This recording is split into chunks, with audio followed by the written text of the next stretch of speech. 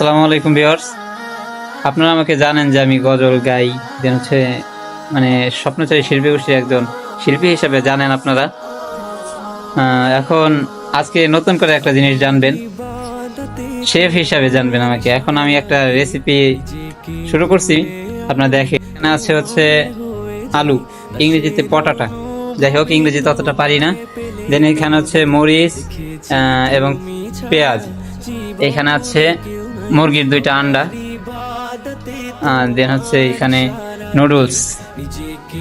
আপনারা হয়তো বুঝতে পারছেন যে আজকে রেসিপিটা কি হবে। তো কিছুদিন আগেও আমি রোস্ট তৈরি করছিলাম, রোস্টের রেসিপি। কোয়েল পাখির নাজমুল ছিল, আর হচ্ছে আমাদের খাবের সাহেব ছিল, তাদেরকে নিয়ে রোস্টের একটা রেসিপি করেছিলাম। তো নাজমুল, কেমন লাগছিল তোমার কাছে? রোস্টার স্বাদটা এত কড়া ছিল যে আমি সর্বপ্রথমে বলতে চাই যে এটার স্বাদ চমৎকার ছিল। আর তারপরেই বলতে চাইতেছি যে ওই মানুষটার কথা, যে মানুষটা তাকে বিবাহ করে এই রোস্টের স্বাদটা আবারও দ্বিতীয়বার আমার বিয়ের জন্য তোমাকে বলি নাই প্রমোশন করার জন্য, আমার বিয়ের দেরি আসছে। যাই হোক, আজকে নুডলস রান্না করব।